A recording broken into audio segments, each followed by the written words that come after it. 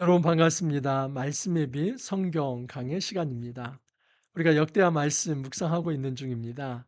우리 또 시작하기 전에 유다의 역대 왕들을 한번 외워봐야죠. 함께 하겠습니다.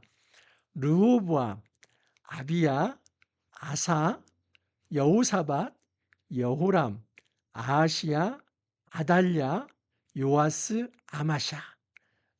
제가 단지 기계적으로만 왕들 외우는 게 아니라 이 이름 하나하나 외울 때마다 그 어떤 왕들의 특징들을 다 머릿속에 생각하라고 말씀드렸습니다. 저와 함께 묵상을 쭉 따라왔다면 이게 인제 정리가 됩니다. 그러니까 대단한 겁니다. 여러분 신학교 나와도 이거 제대로 공부하지 않으면 왕들 이름 못 외웁니다. 그리고 그 왕들이 어떤 일을 했는지도 모릅니다. 이건 공부해야 아는 것입니다.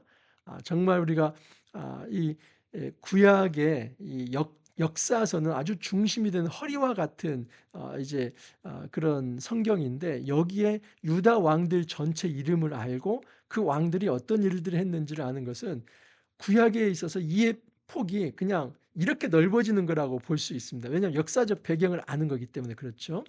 자, 2부 시작을 했습니다. 우시야, 요담, 아하스입니다. 아하스에 대해서 제가 깊이 있게 말씀을 드렸죠. 아하스는 정말 악한 왕입니다. 시대적 배경은 이랬습니다. 시리아 에브라임 전쟁이 있었다고 말씀을 드렸죠. 그 시리아 에브라임 전쟁은 시리아는 아람입니다. 에브라임은 북이스라엘을 의미합니다.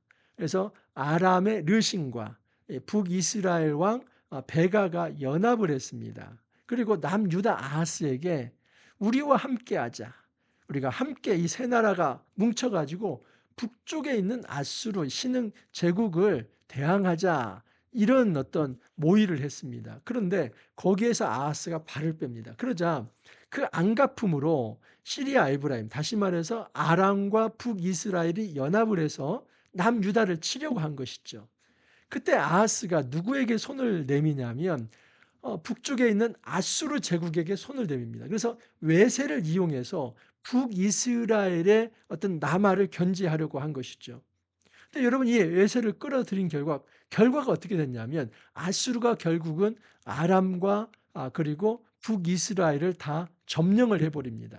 여기서 끝나지 않고 아수르는 점점점 이제 포위망을 좁혀서 남유다까지 뻗어오는 것이죠. 그래서 아하스가 외세를 도입했지만 그 아하스의 이제 어떤 선택으로 인해서 오히려 아수르에 의해서 남유다까지도 멸망할 그런 풍전등화의 어떤 위기에 처해 있다. 제가 여기까지 말씀을 드렸습니다. 자, 그러면 이제 아하스의 아들이 누구냐면 히스기야입니다. 그래서 이제 오늘부터 살펴볼 텐데 29장 어제 주일부터 이제 토요일까지 이제 이번 주 토요일입니다.까지 그야말로 꽉 찬 그 일주일 말씀이 다 히스기야에 관한 기사입니다. 29장에서 32장 총 4장에 걸쳐서 히스기야 이야기가 들어가 있습니다. 여러분 성경은 그만큼 히스기야를 중요한 인물로 보고 있습니다. 히스기야가 언제 이제 단독 통치를 하냐면 BC 715년부터 BC 686년까지입니다.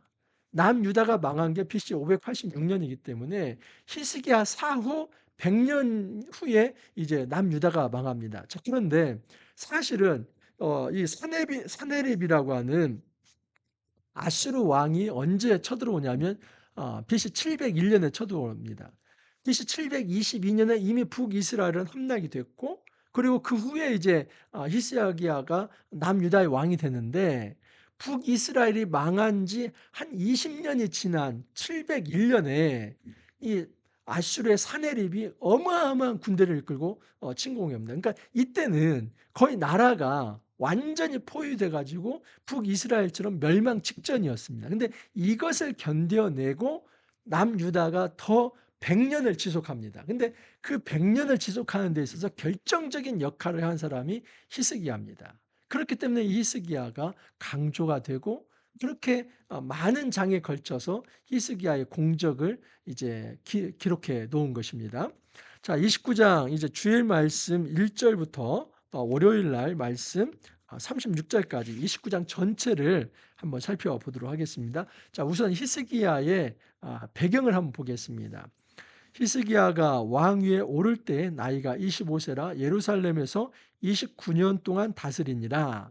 여러분 여기 보면 이제 25세에 왕이 되었고 29년을 다스렸으니까 그는 아마 54세에 이제 죽었을 것입니다. 자, 그런데 여기 보면은 이 29년 동안을 다스렸다고 하는데 여러분 그 전에 아하스와 약 15년 정도 공동 통치를 했다고 거의 모든 학자들이 이렇게 얘기를 합니다. 그래서 그 기간이 BC 729년에서 715년 사이입니다.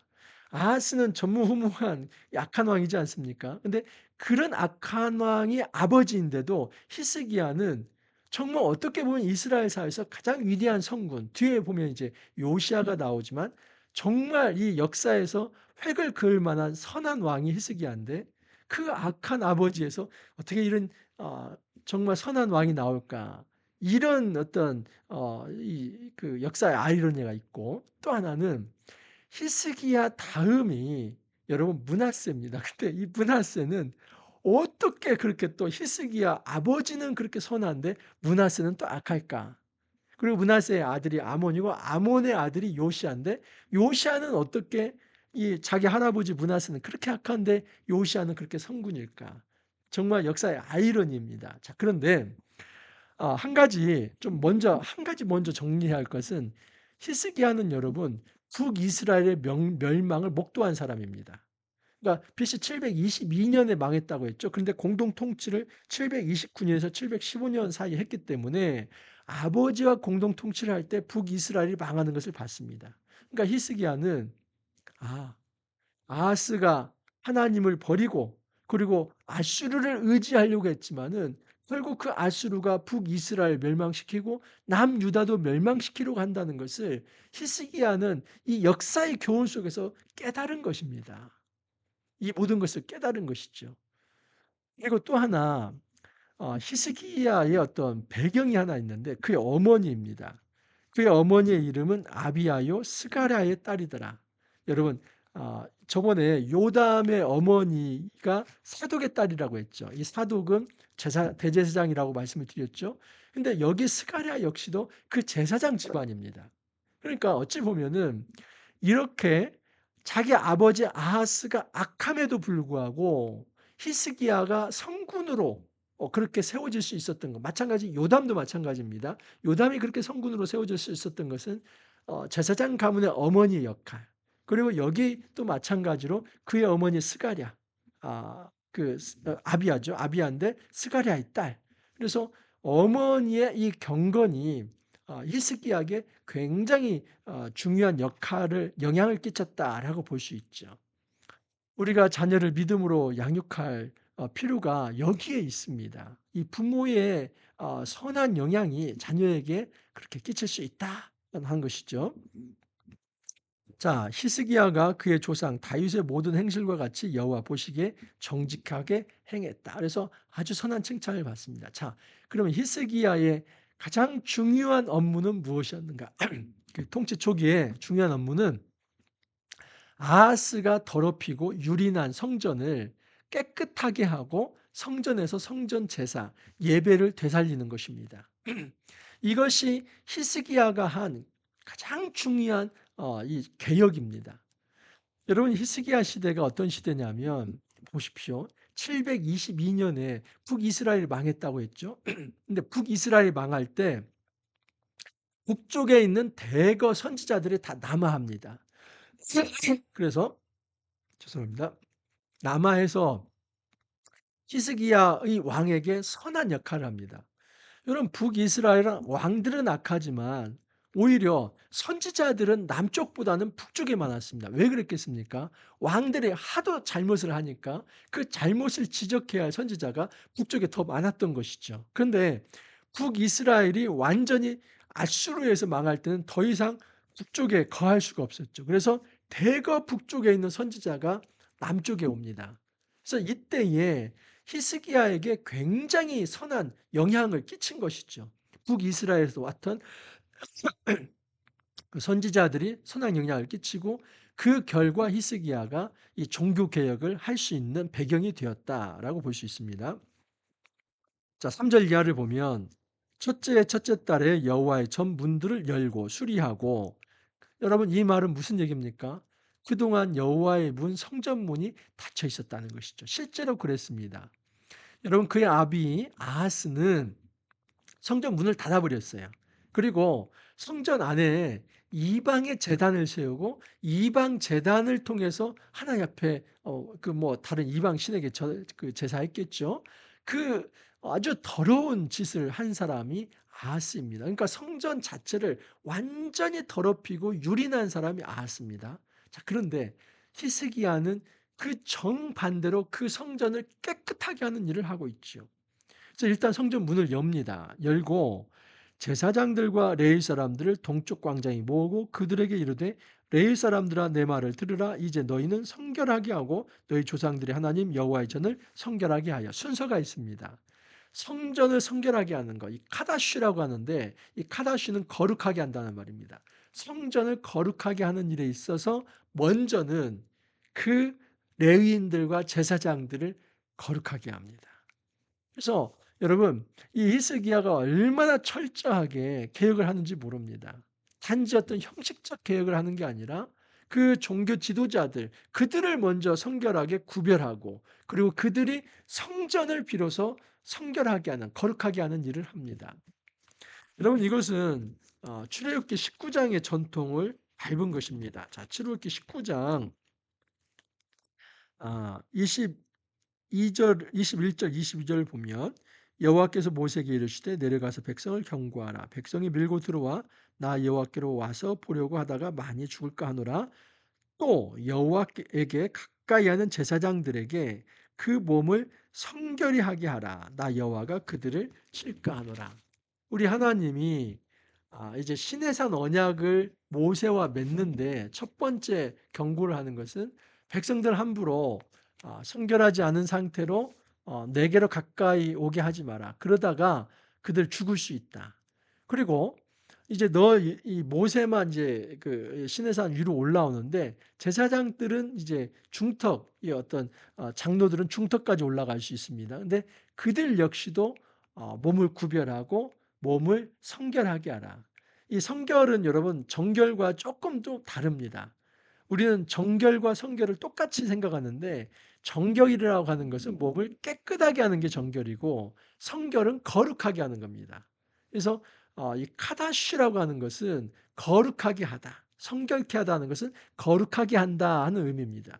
정결케 하는 것은 그야말로 몸을 좀 깨끗하게 하는 것. 근데 이 정결은 부정으로부터 깨끗하게 하는 것이고, 그 부정으로부터 깨끗해진 자가 비로소 구별되어서 하나님 앞에 나아갈 수 있다는 겁니다.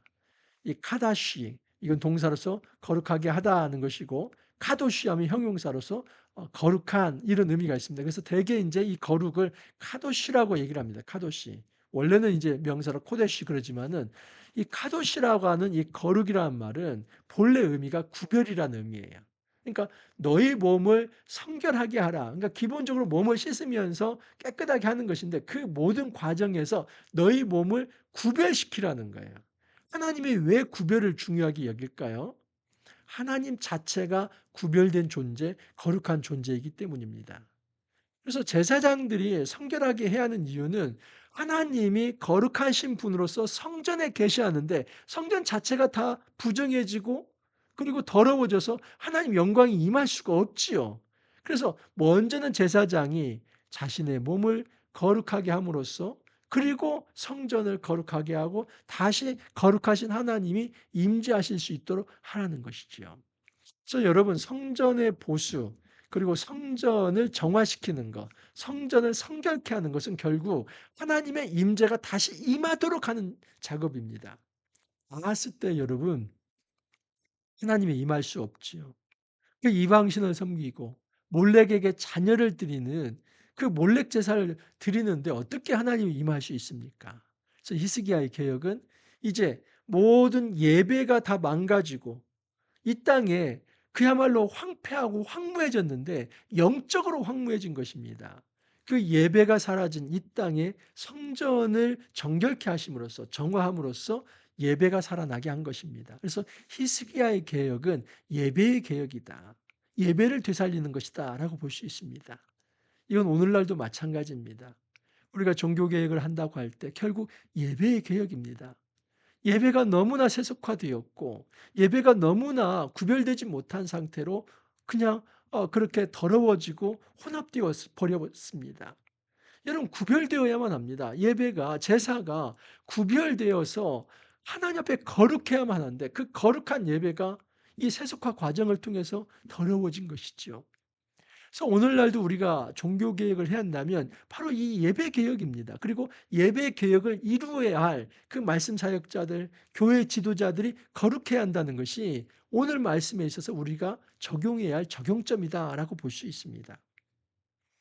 자, 성전을 어떻게 깨끗하게 하는 가 보십시오. 6절 이하를 보면 우리 조상들이 범죄하여 우리 하나님 여호와 보시기에 악을 행하여 하나님을 버리고 얼굴을 돌려 여호와의 성소를 등지고 또 낭실문을 닫으며 등불을 끄고 성소에 분향하지 아니하며 이스라엘 하나님께 번제를 드리지 아니하고 이것을 정반대로 하는 겁니다.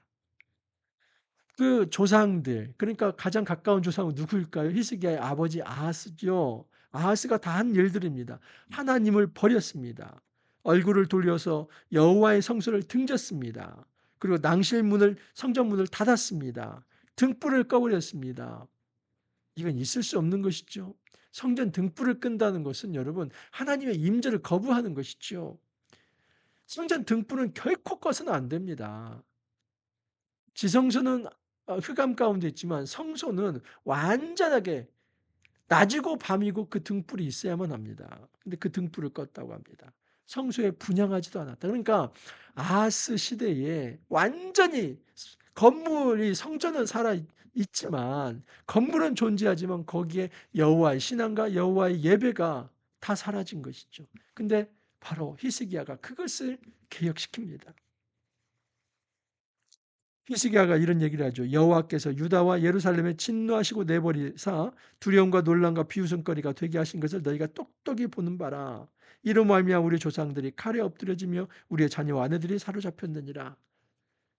북이스라엘이 망한 거 봐라. 하나님을 떠났기 때문이고 남유다도 마찬가지로 하나님을 떠난다면 이렇게 전쟁에 패하고 우리의 처자들이 다 포로가 될 것이다. 이런 얘기를 합니다.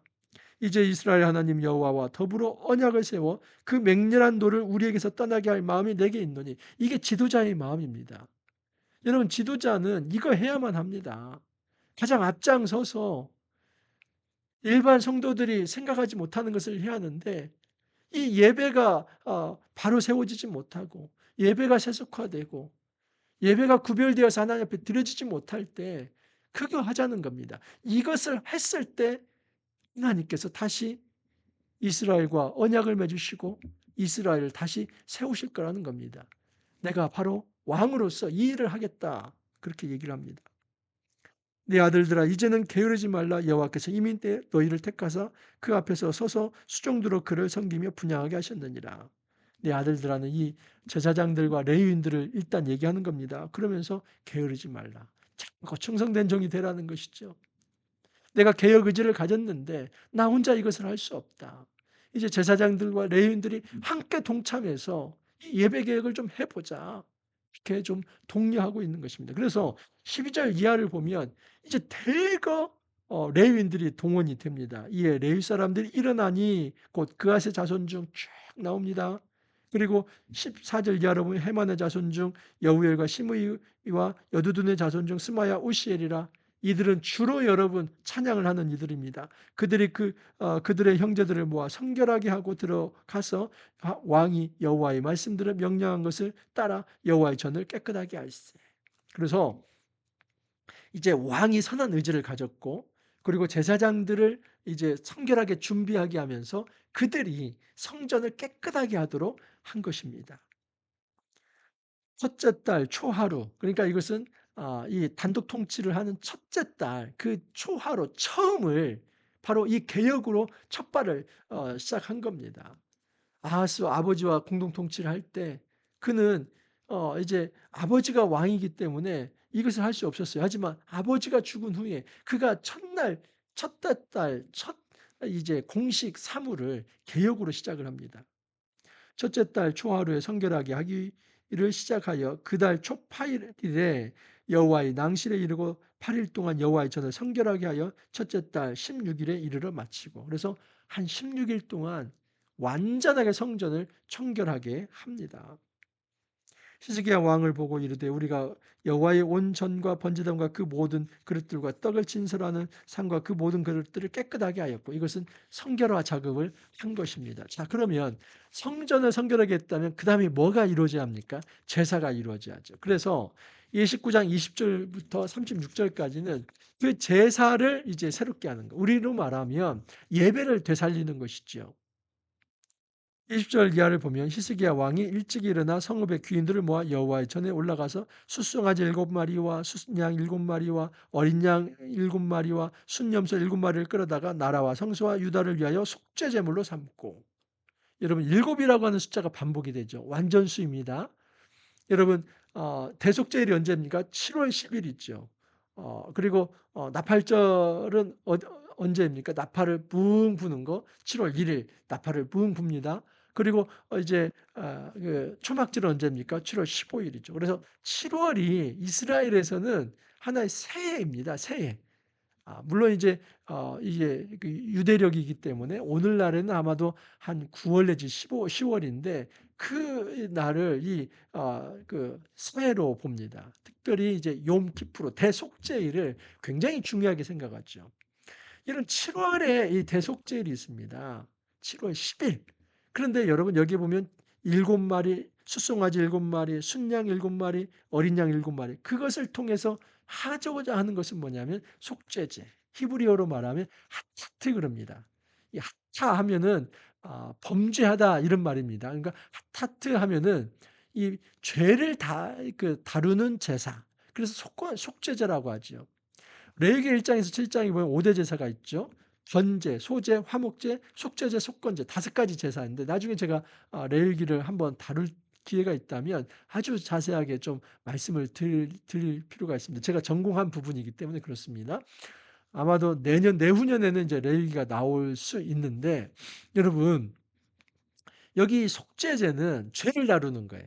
그러니까 죄를 이제 카파르 하면은 덮다 이런 의미가 있어요. 카포레트 속죄소, 이게 어떤 언약궤의 뚜껑을 얘기하지 않습니까? 그러듯이 카파르 하면 덮다. 근데 단순히 덮고 이런 게 아니라 씻는다 아니면 용서하다 다 의미가 들어가 있습니다. 그래서 이 속죄한다고 하는 거, 대속한다고 하는 거, 이것이 카파르 하는데 속죄제사가 그런 겁니다. 그러니까 죄를 없애는 것이죠.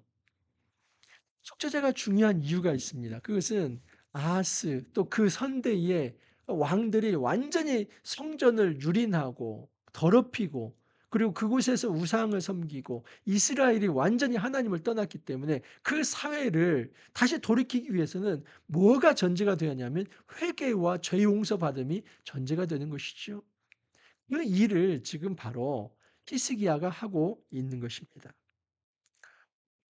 아 24절도 마찬가지입니다. 제사장들이 잡아 그 피를 속죄제로 담아 제단에 드려 온 이스라엘 위하여 속죄하니 이는 왕이 명령하여 온 이스라엘 위하여 번제와 속죄제를 드리게 하였습니다. 자, 그래서 속죄제와 함께 드려지는 제사가 또 있습니다. 35절을 보면 번제와 화목제. 여러분 이 번제가 의미하는 것은 온전한 헌신입니다. burnt offering. 다 살을 번자입니다. 다 불태워서 드리는 게 번제죠. 화목제는 peace offering. 하나님과의 이 화목을 의미합니다. 그리고 백성과의 화목을 의미합니다. 그래서 유일하게 백성들이 이 제사 제물을 먹을 수 있는 제사가 바로 화목제죠. 거기 보면 이제 31절 후반부에 제물과 감사제물, 이 감사제, 서원제 이게 다 화목제에 속한 겁니다. 그 화목제의 다른 어떤 세분화된 게 감사제, 서원제 그런 것들이죠. 그래서 여러분 전반적으로 지금 이 5대 제사 중에서 속죄제 그리고 화목제 그리고 번제 살려냈죠. 뭐 여기에 이제 대상제사 속건제도 있고 소제도 있는데, 소제는 이제 번제와 같이 거의 드려지기 때문에 합쳐졌다고 볼 수도 있고, 속건제는 이제 속죄제와 같은 부류로 또 볼 수 있습니다. 그래서 지금 레위기 시대에 있던 광야 시절에 있던 이 5대 제사를 비로소 히스기야가 살려낸 겁니다. 대단한 겁니다. 우리는 이스라엘이 출애굽 광야 시절을 지나고 가나안 땅에 들어갔으면 다 성결하게 살았을 거라고 생각을 해요. 그렇지 않습니다. 여러분, 중앙 성소화라고 하는 개념이 있습니다. 무슨 얘기냐면 지방 산당을 다 철폐하고 온전히 이 예루살렘 성전에서 제사가 성취된 것은 요시야 시대입니다. 그러니까 히스기야 다음이 므낫세죠. 그리고 므낫세 다음이 아몬이고 아몬 다음이 요시야인데 히스기야도 사실은 개혁을 했지만 온전한 개혁이 안 됩니다.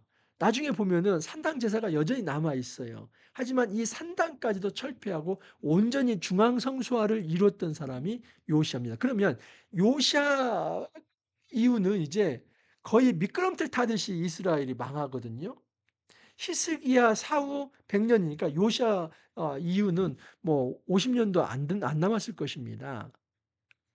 그러니까 지금 전체 수백 년의 기간의 왕조 기간 중에서 대부분의 시간이 하나님을 이스라엘 백성이 떠나 있었고 건물로서의 성전이 있었지만은 성전 제사가 사라졌고 유월절 지키지 않았고 모든 제사가 망가졌는데 그 왕정 말기가 되어서야 히스기야 때 개혁이 이루어지고 요시야 때나 되어서야 진정한 성전 제사가 다시 살아난 겁니다. 그러니까 이 예배 개혁이라고 하는 것이 얼마나 어려운가 하는 것을 알 수 있죠.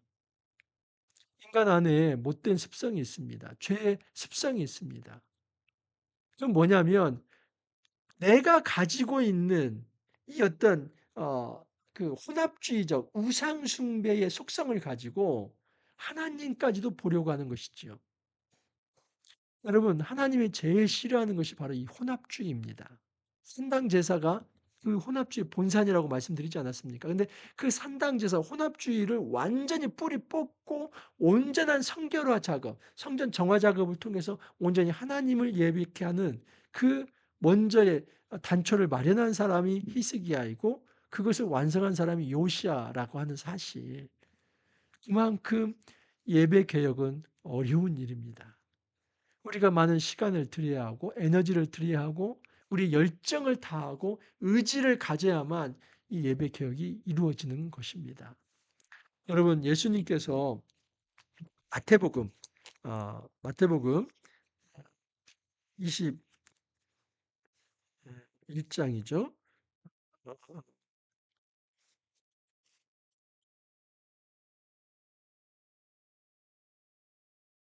예, 21장 12절 이하를 보면 예수께서 성전에 들어가사 성전 안에서 매매하는 사람들을 내쫓으시며 돈 바꾸는 사람들의 상과 비둘기 파는 사람들의 의자를 둘러 엎으셨다라고 얘기합니다.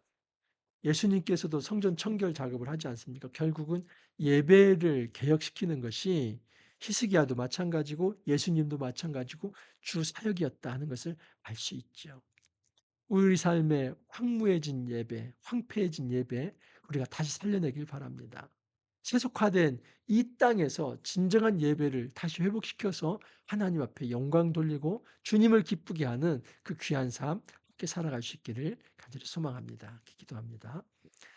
주님, 이번 주부터 이제 히스기야의 업적을 또 그의 귀한 이 종교 개혁의 모습을 살펴보게 하여 주심에 감사를 드립니다. 특별히 자기 아버지 아하스의 잘못을 이제 돌이키고 성전을 청결케 하는 그 작업을 히스기야가 했습니다. 단지 성전만 청결케 하는 것이 아니라 청결하게 된 그곳에서 온전한 제사를 드렸습니다. 예배하였습니다. 주님, 오늘날 저희 역시도 정말 예배를 개혁하는 것, 이 땅에 혼합주의화된 이 정말 부정해진 이 교회 공동체의 예배를 되살리는 것이 그만큼 쉽지 않고 어려운 일인데 저희들에게 또 이 과업을 맡겨 주셨습니다. 주님, 어렵고 힘들지만 이 예배 계획을 우리가 해낼 수 있게 하여 주옵소서. 온전히 거룩하게 하나님을 예배하고 주님을 높이는 이 거룩한 예배 개혁이 일어나게 해 주시고 이 일을 통하여서 우리의 가정과 공동체와 사회와 모든 삶이 정말 성결해지고 또 새로워질 수 있도록 은혜 더하여 주옵소서. 주님 감사하옵고 예수님 이름으로 기도합나이다. 아멘. 여러분 이제 히스기야는 이번 주까지 쭉 갑니다. 그래서 사실은 우시야, 요다, 그리고 아하스, 히스기야 여기까지만 2부 외우면 됩니다. 꼭 여러분 왕들 이름 하나하나 이제 외울 때마다 이런 역사적 어떤 사건들을 머릿속에 꼭 기억하시고 교훈을 기억하면서 함께 역대하 끝까지 한번 달려보면 좋겠습니다. 오늘 하루도 여러분 화이팅 하시고 또 내일 찾아뵙도록 하겠습니다.